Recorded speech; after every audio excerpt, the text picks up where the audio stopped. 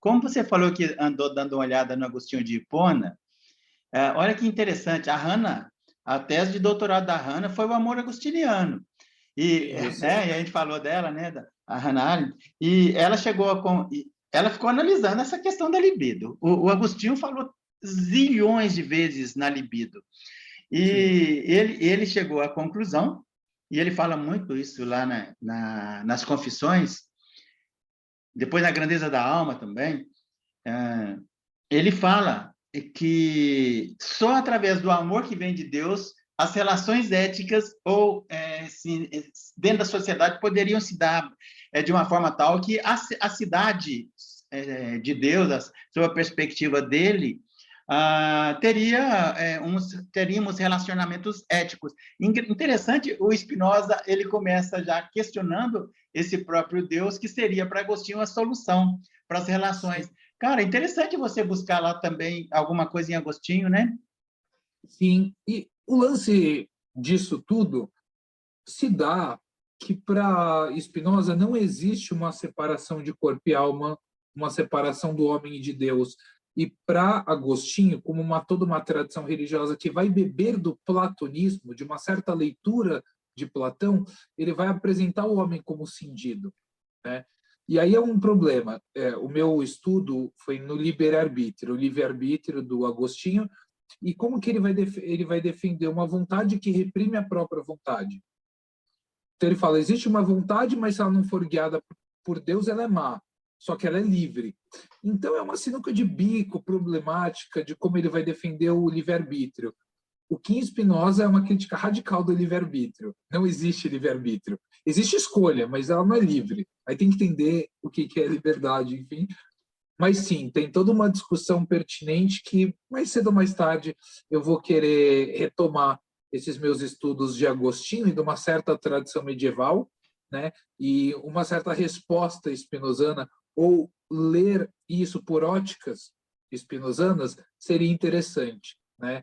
Como que a gente vai pensar, então, essa cisão de Deus e do mundo, os seres humanos, sua criação, né? A própria noção de mal como não fazendo parte dele, mas nós somos dele, né? O próprio Agostinho, no começo do livre-arbítrio, ele pontua isso como uma questão difícil, né? Ele tem uma certa solução de compromisso, né? Mas uma solução de compromisso não é compromisso de solução.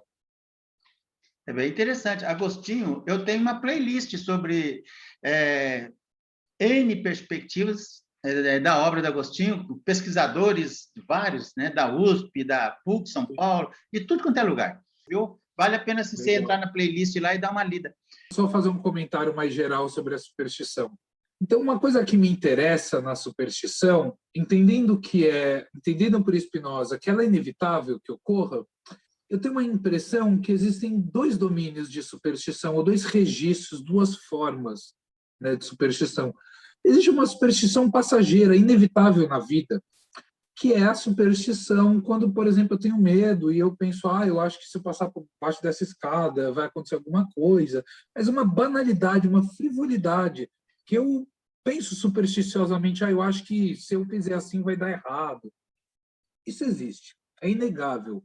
É parte da nossa natureza, que é limitada, porque somos uma parte finita do mundo infinito, dessa natureza infinita. Agora, a superstição se estrutura como sistema religioso, sistema filosófico, ideológico, por exemplo, uma certa visão de mundo que quer dar uma resposta supersticiosa, e aí a coisa começa a complicar.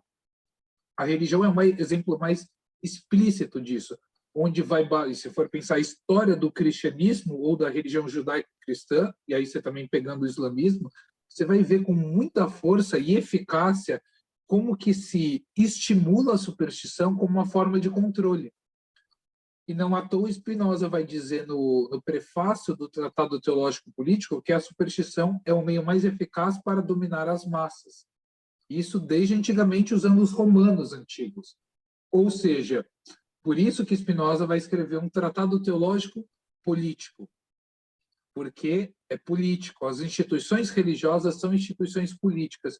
E a superstição estruturada como sistema, ele tem esse impacto político através de uma superstição que toma a fé, a religiosidade, institucionalmente e perpetra tudo isso.